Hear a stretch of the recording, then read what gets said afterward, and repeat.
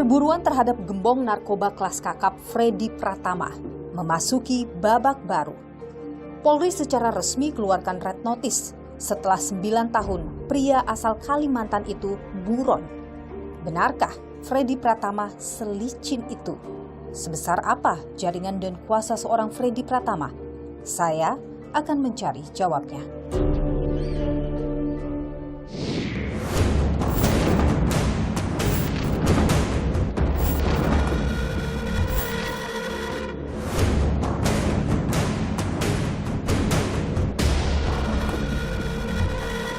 Freddy Pratama ini adalah sindikat narkoba yang cukup besar, bahkan mungkin terbesar. คนใหญ่ที่เข้ามาอยู่ในประเทศไทยซึ่งเป็นตัวเฟรดดี้เนี่ยเขาหลบหนีออกไปนอกประเทศก่อนนะครับ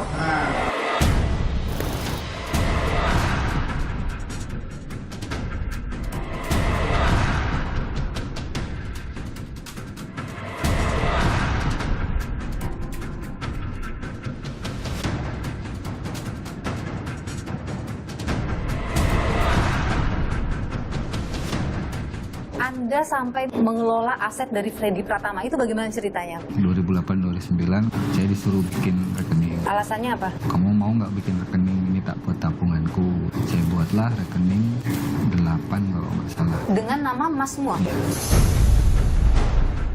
Berapa itu? Sehari mungkin banyak, bisa 600, 700. Dari satu rekening ya? Iya.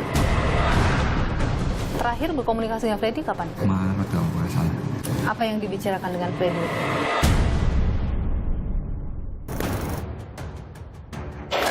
Nah, ini kuncinya 3. 1, 2, 3.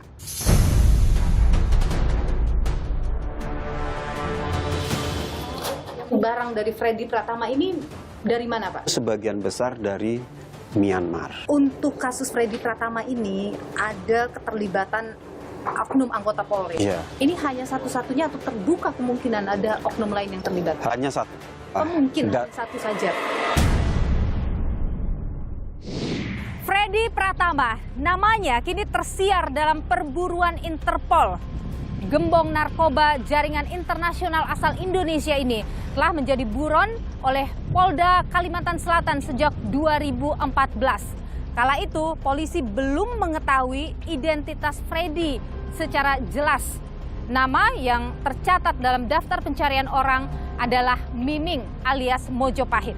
Ia juga dikenal dengan berbagai julukan seperti Miming, The Secret, Casanova, hingga Airbag. Namun selama 9 tahun perburuan, Polri baru keluarkan red notice pada Juni 2023. Hal ini mengundang tanya banyak pihak. Freddy Pratama dijuluki Pablo Escobar-nya Indonesia. Pablo Escobar adalah kartel narkoba Medellin asal Kolombia. Bisnis Escobar dimulai pada 1973 saat narkoba menjadi tren di kalangan anak muda Amerika. Saat itu, kartel Medellin mampu memasok 80% narkoba dunia dan menyelundupkan 15 ton ke Amerika Serikat setiap harinya. Demi memuluskan bisnis hitamnya, Escobar tak segan menyuap penegak hukum dan politisi. Bahkan, Escobar juga sempat menjadi anggota parlemen Kolombia. Sepak terjang Escobar akhirnya berakhir pada 1993. Escobar ditembak mati saat operasi penumpasan besar-besaran kartel Medellin oleh pemerintah Kolombia yang dibantu pemerintah Amerika Serikat. Lantas, bagaimana dengan Freddy Pratama? Pria kelahiran 1985 ini menjalankan bisnis narkoba sejak 2009. Disebut polisi, Freddy mendapatkan pasokan narkoba dari kawasan segitiga emas alias Golden Triangle di Asia Tenggara yang mencakup Laos, Myanmar, China, dan Thailand. Freddy mendapat akses ke segitiga emas diduga dari mertuanya yang merupakan kartel narkoba di kawasan ini. Jaringan bisnis hitam Freddy begitu besar dan luas. Kabar Reskrim Polri menyebutnya sebagai salah satu jaringan narkoba terbesar di Indonesia. Di Indonesia, Freddy menguasai perdagangan narkoba dari barat hingga timur, Sumatera, Jawa, Kalimantan, dan Sulawesi. Tak hanya itu, Freddy juga disebut melebarkan pangsanya hingga ke Malaysia bagian timur. Dalam rilis yang dilakukan, polisi menyebut operasi yang dilakukan jaringan Freddy Pratama begitu rapi. Mereka berkomunikasi dengan alat komunikasi yang sama, yakni BlackBerry Messenger Enterprise, Trima, dan Wire. Dalam operasi pemberantasan narkoba sejak 2020 hingga 2023, Polri telah menangkap 884 orang dan menyita 10,2 ton sabu yang seluruhnya terafiliasi dengan jaringan Freddy Pratama. Bahkan, satu anggota Polri juga diamankan terkait kasus Freddy. AKP Andri Gustami, bekas Kasat Narkoba Polres Lampung ini berperan sebagai yang disebut kurir spesial. Polisi menyebut Andri diduga telah mengantar 100 kg sabu dengan total bayaran 800 juta rupiah. Polri juga mengamankan 2 orang selebgram dalam kasus Freddy, Adelia Putri Salma asal Palembang dan Nur Utami asal Makassar. Adelia yang dijuluki Ratu Narkoba bersama suaminya David yang kini mendekam di Lapas Narkotika Bandar Lampung memegang wilayah Barat dan Timur. Adelia menggunakan uang dari penjualan narkoba ini untuk membeli sejumlah barang mewah, rumah, bangunan, dan tanah. Sama seperti Adelia, Nur Utami juga tidak terlibat langsung dalam perdagangan narkoba yang dilakukan suaminya Saru. Namun Nur Utami terlibat dalam tindak pencucian uang hasil perdagangan barang haram ini. Freddy juga memiliki orang kepercayaan yang berperan sebagai operator pengendali peredaran narkoba di wilayah Barat. Ia adalah Rivaldo Miliadri alias Kif yang disebut memasok narkoba jenis sabu hingga 500 kg per bulan. Ada juga Wahyu yang disebut polisi sebagai pengendali keuangan Freddy Pratama. Ada juga MFN atau AR yang disebut sebagai koordinator pembuatan rekening bank palsu. Lalu ada FA dan SA sebagai kurir uang tunai ke luar negeri. SA telah ditangkap di Thailand, sementara FA dan istrinya PN saat ini masih buron.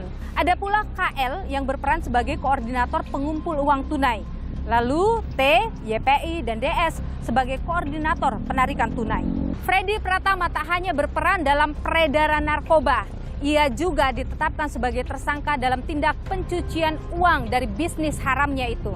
Polisi pun telah menyita aset-aset dari gembong narkoba jaringan Freddy Pratama berupa rumah, tanah, kendaraan, hingga hotel dengan total mencapai 273 miliar rupiah. Polri juga membekukan 406 rekening dari jaringan Freddy Pratama. Freddy Pratama diketahui tengah berada di Thailand. Namun, Kepolisian Royal Thailand menyebut Freddy tak lagi berada di negara itu. ตัวอย่างที่เข้ามาอยู่ประเทศไทยซึ่งเป็นตัวเฟรดดี้เนี่ยเขาหลบหนีออกไปนอกประเทศก่อนนะครับ Gembong narkoba kakap Freddy Pratama begitu lihai bersembunyi dari kejaran polisi. Jaringannya masih bebas bergerak bahkan dari balik jeruji besi. Apakah memang mereka adalah manusia-manusia yang tak terlihat dan juga tak tersentuh? Atau ada backingan orang besar di baliknya? Dan mampukah jaringan Freddy ini terungkap tuntas dan Freddy Pratama bisa dibawa ke meja hijau? Saya akan mencari jawabnya. Ikuti saya.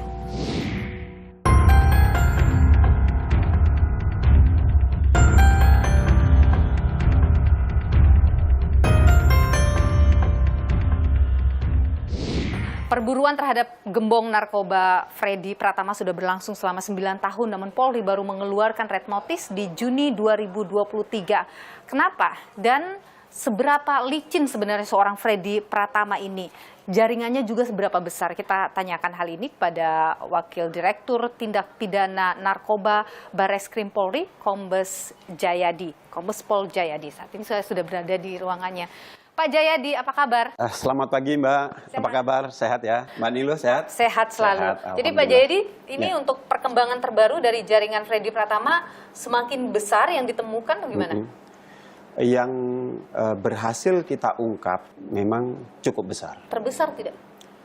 Kalau saya bandingkan dengan Freddy yang sebelumnya, Freddy Budiman, ini lebih besar dari Freddy Budiman. Saat ini kan yang ditangkap 884 orang dari Yeah. operasi 2020 sampai Yeah. 2023 ya Pak ya. Yeah. Itu semuanya memang benar-benar terafiliasi dengan Freddy Pratama. Angka 800 sekian itu muncul setelah kita menggelar operasi Escobar di bulan Mei, Juni, Juli, Agustus. Ketika kita gelar operasi Escobar itu, kemudian kita dapatkanlah 23 kasus tindak pidana asal dan 3 kasus tindak pidana pencucian uang. Kemudian kita coba telusuri benang merahnya, maka ketemulah 800 sekian kasus itu. Dan yang terkait dengan tindak pidana pencucian uang itu yang keterlibatan selebgram itu hanya 2 itu saja, Pak? Sampai dengan hari ini 2 saja yang bisa kita Nur Utami buktikan, dan Adelia. yang ada di Sulawesi Selatan sama yang ada di Sumatera Selatan. Tapi mereka berdua ini hanya menggunakan uang dari penjualan narkoba atau Iya. ikut terlibat juga? Hasil investigasi yang kami lakukan untuk yang di Makassar, Sulawesi Selatan, itu NU menikmati hasil dari bisnis narkoba yang dilakukan oleh suaminya. Apakah dia tahu ini hasil dari bisnis narkoba?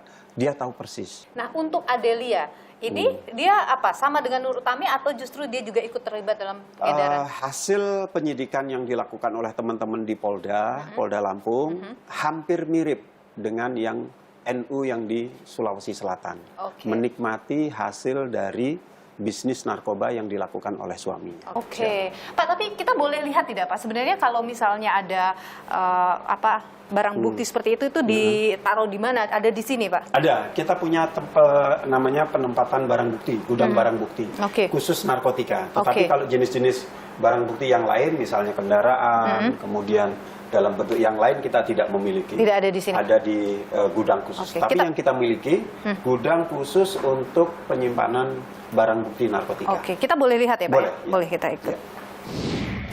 Nah, ini kuncinya 3. 1, 2, 3. Oke. Nah, ini ada kuncinya lagi, Mbak. Tuh. Di dalam ada CCTV. Ini CCTV. Freddy Pratama tidak hanya menggunakan paspor Indonesia. Ternyata dia juga memiliki paspor Vanuatu.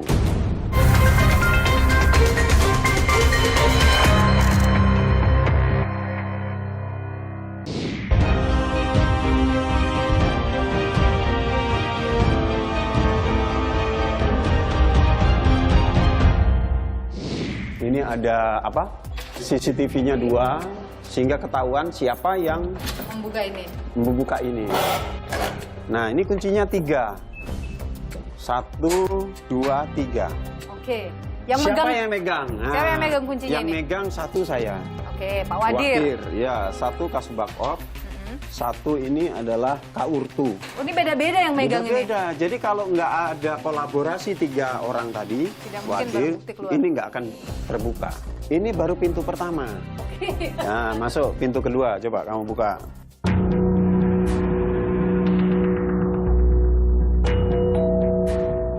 Nah, ini ada kuncinya lagi, Mbak. Tuh. Di dalam ada CCTV. Ini CCTV. Ini. Nah, ini masing-masing subdit sudah punya anunya, apa namanya? Tempatnya. Oke. Ini subdit 4, subdit 5, subdit 2, subdit 3. Nah, masing-masing subdit kuncinya 2. Oh, yang megang adalah? Ini yang megang kasubditnya, yang satu lagi penyidiknya. Jadi semua barang bukti dari Freddy Pratama sudah dimusnahkan? Sudah dimusnahkan semua. Oke, itu apa saja, Pak, yang waktu itu disita dari Freddy Pratama? Rata-rata sabu, Rata-rata kalau iya, rata-rata Berapa sebagian banyak besar. itu, Pak, yang dari Freddy Kalau Pratama? di total ya, itu 10,2 ton Sabu saja. narkotika jenis sabu. Oke, selain sabu, jaringan Freddy Pratama ini mengedarkan apa juga? 90% sabu, tetapi ada juga jenis ekstasi, tetapi nggak seberapa banyak. Itu kecil ya? Kecil, Ekstasi. ya. Barang dari Freddy Pratama ini dari mana, Pak? Hasil investigasi yang kami lakukan, itu sebagian besar dari Myanmar. Oke, bukan Thailand ya? Bukan. Jadi distribusinya Myanmar sebagai negara produsen, kemudian diedarkan masuk ke wilayah Thailand. Thailand kemudian masuk ke wilayah Malaysia. Malaysia kemudian masuk ke wilayah Indonesia. Kemudian barang itu ditampung di Lampung ya? Bukan ditampung ya, lewat transit. Oh, oke. Gitu. Baru disebarkan ke Ya, wilayah-wilayah yang lain. wilayah. Kan dalam kasus Freddy Pratama tidak hanya barang bukti narkoba tadi, Iya, ada iya. juga TPPU-nya. Artinya ada aset-aset Freddy Pratama yang juga disita ya, Pak? Sudah, ya betul. Oke, aset Freddy Pratama sendiri aja itu berapa Iya. banyak, Pak, penyitaannya? Jadi Freddy Pratama tidak langsung mengelola aset-aset hasil penjualan narkotika.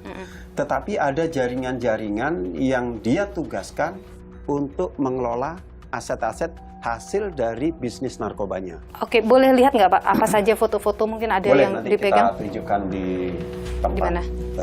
Subdit 5 ya, Oke, yang menangani kasus. baik. Kita boleh.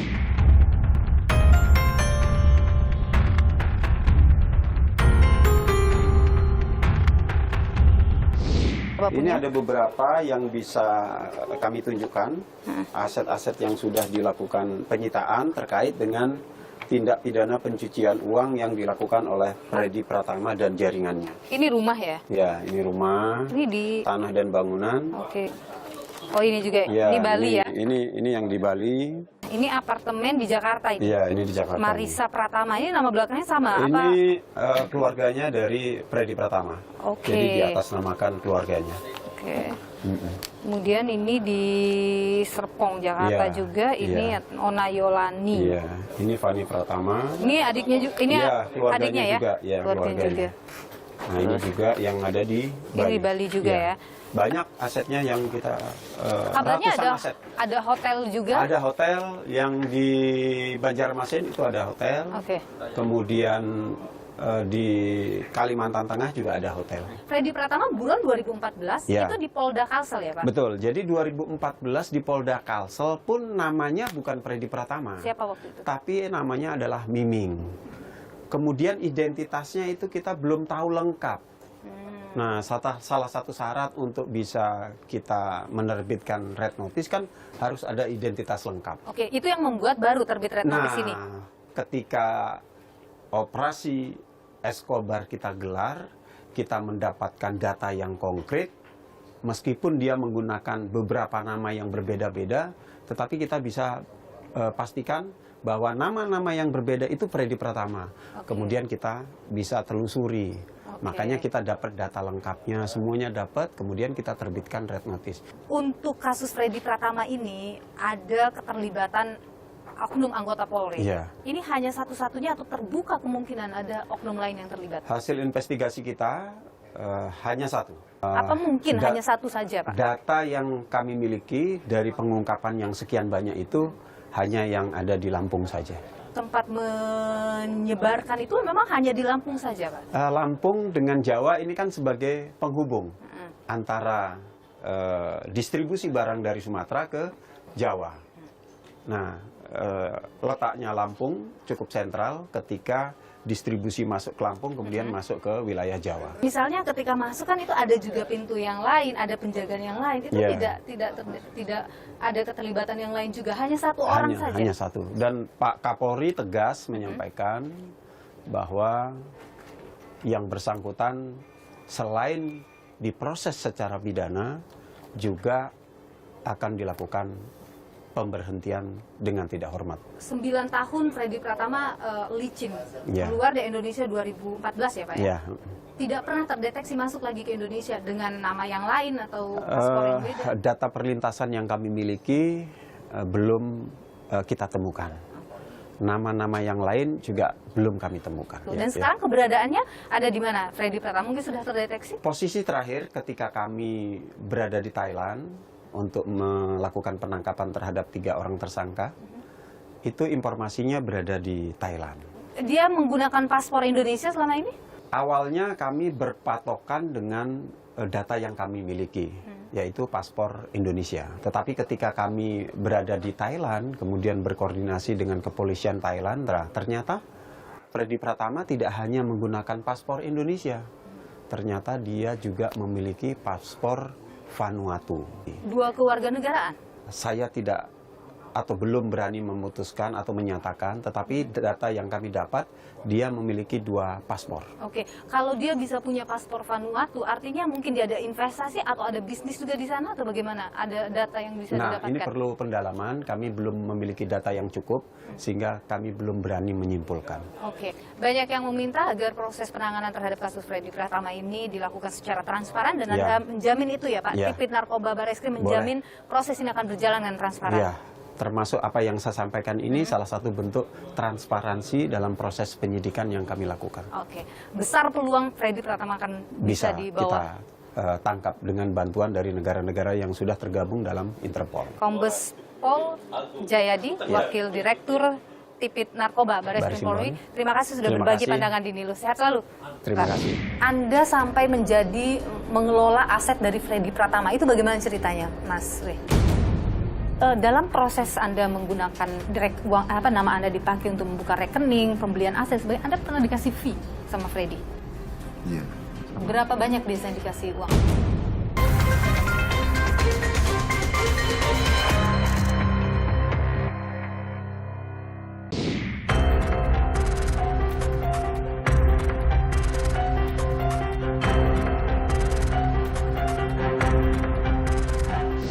Saya, saudara, saat ini sudah bersama dengan 2 orang tersangka dalam jaringan Freddy Pratama yang diketahui mengelola aset dari Freddy Pratama. Saya samarkan namanya, di sini ada W, Mas W, dan Mas Y ya.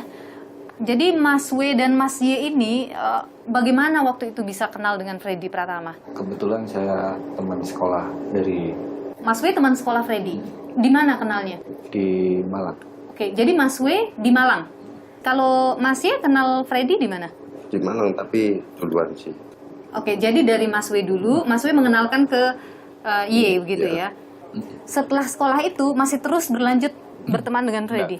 Dia sekolahnya 6 bulan. Dia di TU. Oh, dia di DO. Setelah DO tidak pernah ketemu dengan Freddy lagi. Kami putus hubungan sampai di tahun 2007. 2007 ketemu lagi.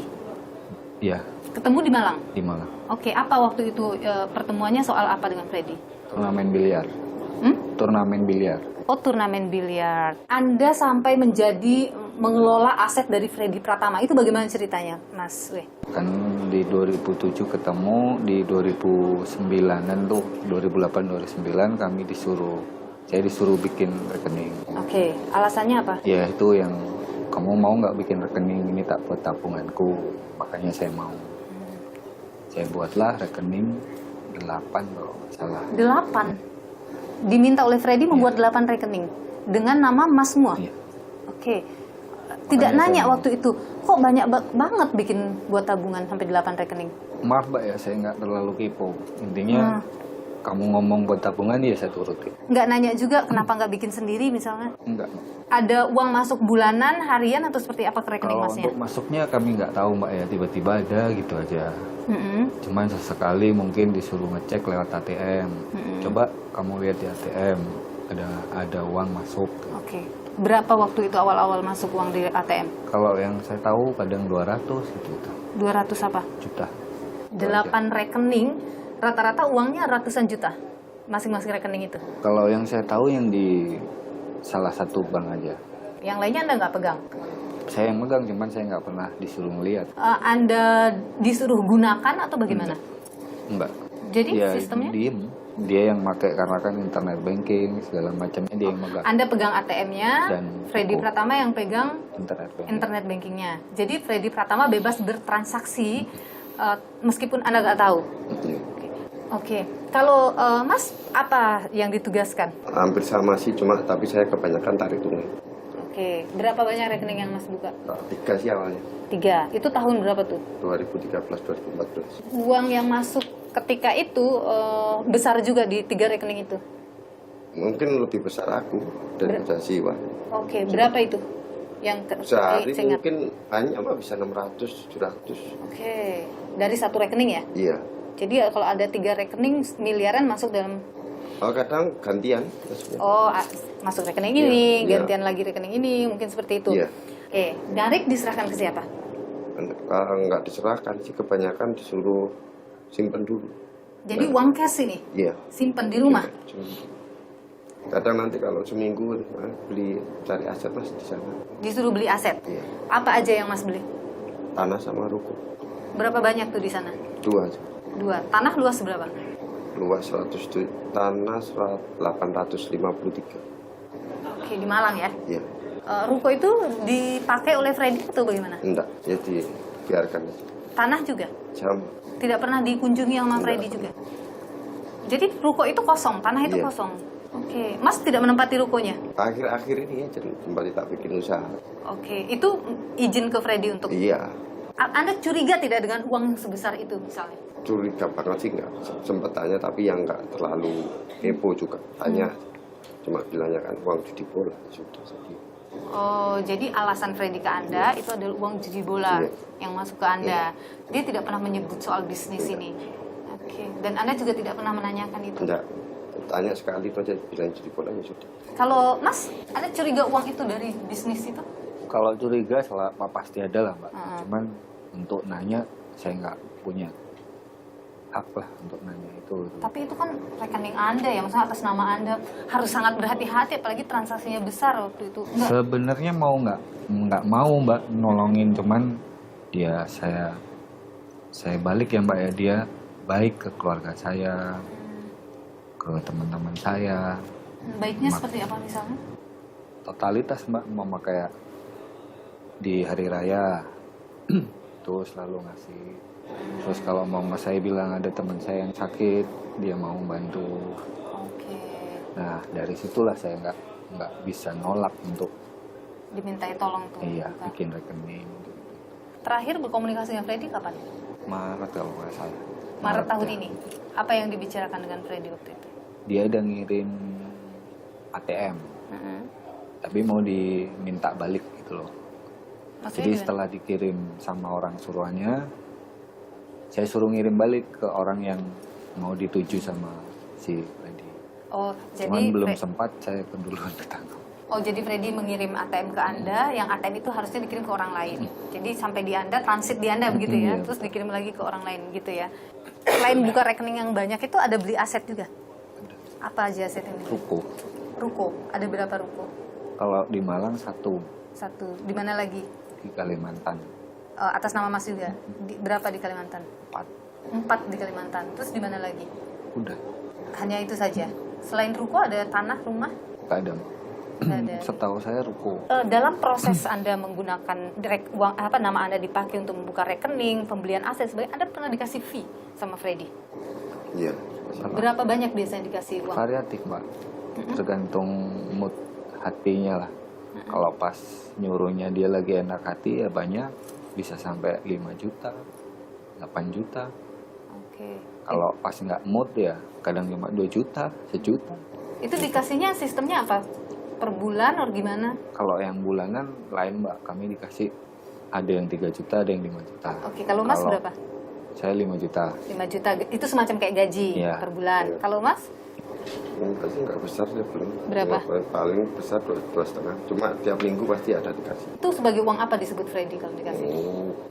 Ya nggak uang apa sih, cuma bilang ini uang buat beli rokok di bensin. Disuruh narik dari rekening itu? Mm-mm.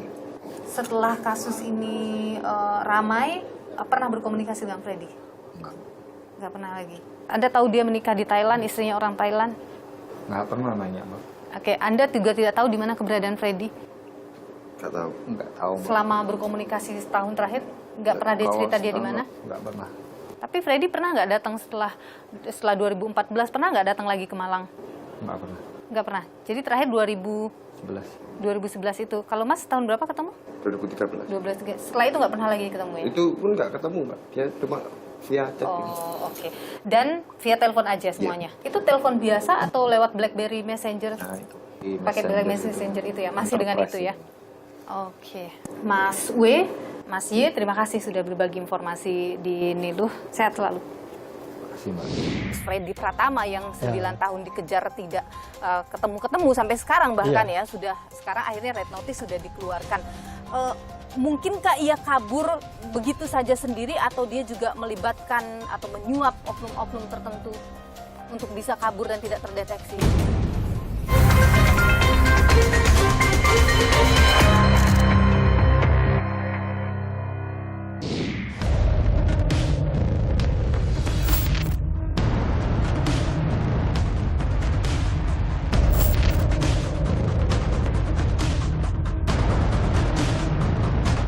Freddy Pratama FP ini adalah sindikat narkoba yang cukup besar, bahkan mungkin terbesar.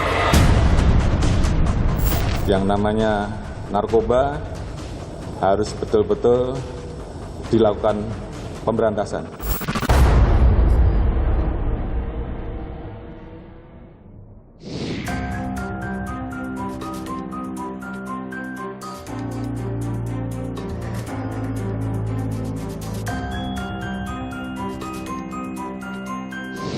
Perburuan gembong narkoba kelas kakap Freddy Pratama melibatkan Interpol dan juga lintas negara. Seperti apa tantangannya dan juga strategi yang mungkin akan diterapkan dalam pengejaran ini? Saudara, bersama saya sudah hadir Komjen Pol Purnawirawan Ahwi Lutan. Beliau pernah menjabat sebagai Sekretaris NCB Interpol Indonesia dan juga Kepala BNN 1999 sampai 2001. Waktu itu namanya masih belum BNN ya Pak? Belum, masih BKNN. BKNN. Pak Awil, kalau kita bicara yang kasus terbaru ini dalam kasus Freddy Pratama, 9 tahun ini Freddy Pratama ini buron. Memang ada orang yang bisa selicin itu tidak terdeteksi seperti itu? Saya rasa banyak kasus ya. Saya bisa cerita ini kenapa? Saya kan bekas Duta Besar Republik Indonesia untuk Meksiko ya. Iya benar. Merangkap Honduras, Panama, dan Costa Rica. Ini ada daerah-daerah gembong-gembong narkotika. Ini sampai sekarang itu sindikat-sindikat, beberapa sindikat ini patah tubuh hilang berganti gitu ya. Malah hasil International Conference hari ini yang masih sedang dilaksanakan di Jamaika itu sindikat narkotika Jalisco itu sama Sinaloa masih termasuk pencarian dari dunia internasional. Dan itu bukan mulai sekarang, mulai zaman saya sudah puluhan tahun ya. Tapi kalau misalnya dalam kasus balik ke Indonesia lagi, dalam kasus Freddy Pratama yang 9 tahun dikejar tidak ketemu-ketemu sampai sekarang bahkan ya, sudah sekarang akhirnya red notice sudah dikeluarkan. Mungkinkah ia kabur begitu saja sendiri atau dia juga melibatkan atau menyuap oknum-oknum tertentu untuk bisa kabur dan tidak terdeteksi? Orang itu kan namanya maling ya, pasti pinter gitu ya. Jadi sebelum terdetek dia mungkin sudah kabur. Itu yang pertama. Nah ini kita sekarang masih melihat ya, bahwa si Freddy Pratama ini mertuanya orang Thailand loh. Iya. Ya kan, berarti istrinya orang Thailand. Saya takut dia juga jadi warga negara Thailand. Oke. Karena orang dengan uangnya ini bisa mendapatkan beberapa kewarganegaraan di beberapa negara yang sangat mudah. Karena di beberapa negara dengan menyetor beberapa uang itu bisa mendapatkan kewarganegaraan, khusus negara-negara yang tidak terlalu tidak terlalu kaya gitu ya. Yang penting kan orang bawa duit, juga boleh jadi warga negara gitu. Dan itu tidak menutup kemungkinan mungkin terjadi juga pada Freddy Pratama memiliki lebih dari satu kewarganegaraan. Ya, betul. Pak Awil, yang jadi pertanyaan sebenarnya banyak pihak begini, Freddy Pratama ini jadi buron 9 tahun. Ya. Tapi red notice baru dikeluarkan tahun ini setelah 9 tahun buron. Bagaimana Anda melihat itu? Itu menjadi pertanyaan publik. Mungkin kita sambil mengumpulkan data-data lengkap untuk meminta red notice. Karena kita nggak bisa begitu kita hanya baru mengindikasikan kita udah minta red notice, datanya belum ada. Ini pasti tidak akan diterima oleh markas besar Interpol untuk diteruskan ke seluruh penjuru dunia gitu. Jadi ada hal-hal yang sangat spesifik juga di membuat red notice itu. Anda melihat wajar atau biasa saja begitu ketika 9 tahun buron baru red notice keluar? Kalau soal wajar tidak itu bergantung kecepatan juga dari penyidik kita ya. Penyidik kita ini kan harus berusaha mencari data-data ini selengkap-lengkapnya. Untuk mengirim red notice itu harus data itu betul-betul data-data yang akurat, termasuk mungkin golongan darah, golongan segala macam. Kalau misalnya orang itu melakukan operasi plastik itu bagaimana? Penglihatan sepintas lalu mungkin dia bisa mengelabui petugas-petugas ya, law enforcement yang ada di dunia. Tapi kalau nanti dicek sidik jarinya, dicek DNA-nya, dicek golongan darahnya, itu bisa akan. Itu yang tidak akan bisa dibohongi. Tidak akan bisa deh, itu pasti bisa terdetek. Biasanya kerjasama antar negara dalam penanganan kasus pengejaran kasus narkoba atau jaringan narkoba itu seperti apa sih Pak Awi? Mungkin narkoba inilah suatu badan yang sudah sangat settle dan sangat lengkap ya. Kalau rapat di tingkat PBB itu namanya UNODC ya, United Nations on Drug and Crime. Itu setiap tahun ada namanya rapat CND ya di Wina.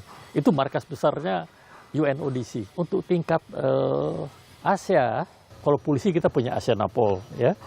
Terus kita juga punya HONLEA, Head of Narcotic Law Enforcement. Itu Asia Pasifik. Terus kita punya juga ASOT, Asian Senior Office and Drug Matters. Terus kita punya lagi AMM, Asian Minister Meeting on Drug. Jadi sebenarnya kalau kita bicara soal perburuan gembong narkoba atau memburu jaringan narkoba di seluruh dunia tidak susah harusnya ya. Karena kita sudah punya kerjasama internasional tadi ya. Betul. Dalam kasus Freddy Pratama, satu polisi ini terlibat ya sebagai kurir Menurut Anda hanya satu saja dengan jaringan yang sebesar itu? Kalau dari hasil pemeriksaan yang saya dapatkan, bahwa dia bukan sebagai kurir. Kalau kurir itu berarti dia ikut membawa. Kan? Iya. Dia mengamankan sebenarnya. Dia tidak mengamankan, cuma pura-pura nggak tahu. Barang lewat dia pura-pura. Mungkin karena dia komandan, jangan ada patroli hari ini. Menurut Anda itu hanya satu orang saja atau?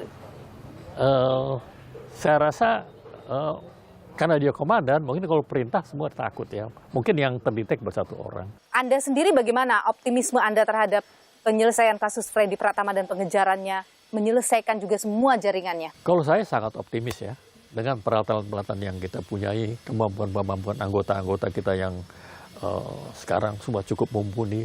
Teknologi kita cukup canggih. Cuman kan kita namanya maling, selalu mencari bagaimana kehilangan.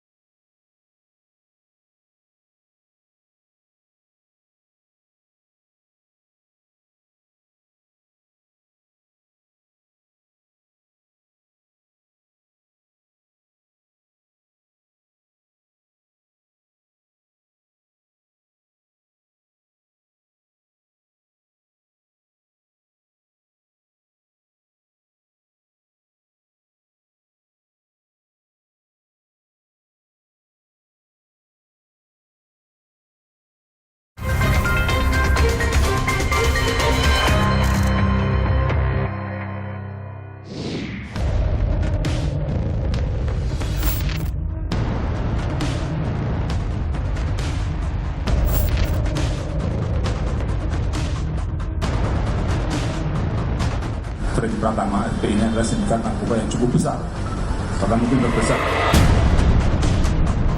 Yang namanya narkoba harus betul-betul dilakukan pemberantasan.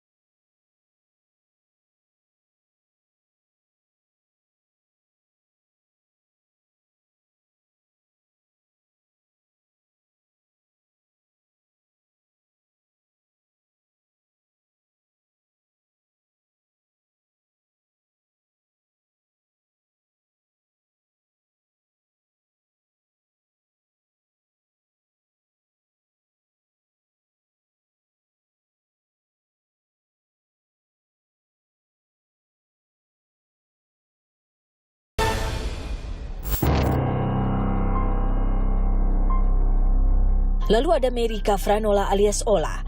Pada Agustus 2000 silam, Ola divonis hukuman mati akibat penyelundupan narkoba jenis heroin dan kokain dari Indonesia ke London. Namun hukumannya berubah menjadi seumur hidup lewat grasi yang diberikan Presiden SBY pada 2012. Bukannya jera, Ola tetap mengendalikan bisnis haramnya dari balik jeruji lapas wanita Tangerang, Banten. Ola melakukan penyelundupan 775 gram sabu dari India ke Indonesia. Atas perbuatannya, Ola kembali divonis mati. Hingga kini eksekusi mati terhadap Ola belum dilaksanakan.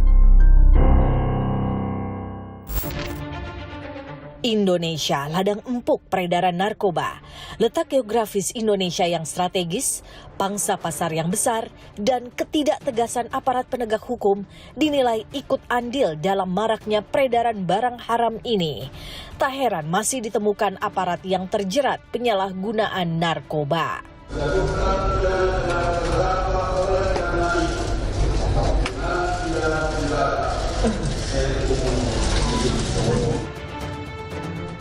Kapolda Sumatera Barat, Irjen Polisi Teddy Minahasa, terbukti terlibat menjual sabu bersama rekannya Linda dan mantan Kapolres Kota Bukit Tinggi AKBP Dodi Prawira Negara.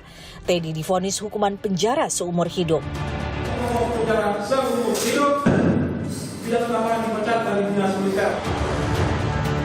Tak hanya di kepolisian, oknum anggota TNI juga terlibat dalam peredaran narkoba. Pada 2022 silam, Serda Yalpin Tarzun dan Praturian Hermawan menjadi kurir narkoba 75 kg sabu dan 40.000 butir ekstasi. Akibat perbuatannya, mereka divonis penjara seumur hidup dan dipecat dari dinas militer. Maka pemerintah perlu melakukan evaluasi menyeluruh terhadap salah satu kejahatan luar biasa ini. Penanganan kejahatan narkoba harus melibatkan semua pihak agar dampaknya tak meluas dan jadi beban negara. Saya ingin mengajak kita semua untuk mencari sebuah lompatan terobosan agar kejahatan luar biasa ini bisa kita kurangi sehingga memberikan efek jerah. Karena kita tahu juga banyak oknum aparat penegak hukum kita yang terlibat di dalamnya.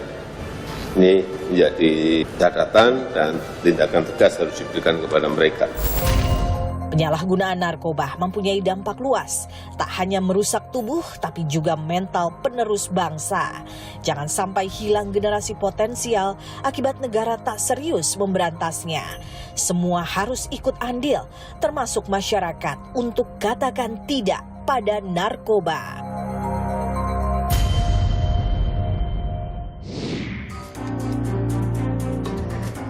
Pemberantasan narkoba memang bukan perkara mudah. Dengan tingginya permintaan dan besarnya uang yang dihasilkan, banyak orang kerap tak punya daya menolaknya. Keteguhan hati serta keseriusan penegak hukum jadi kunci pemberantasan. Namun, tak kalah penting juga penyembuhan bagi mereka yang menyalahguna narkoba. Ikuti terus perkembangan informasi pemilu hanya di Kompas TV, independen, terpercaya. Saya, Niluh Puspa, sampai jumpa.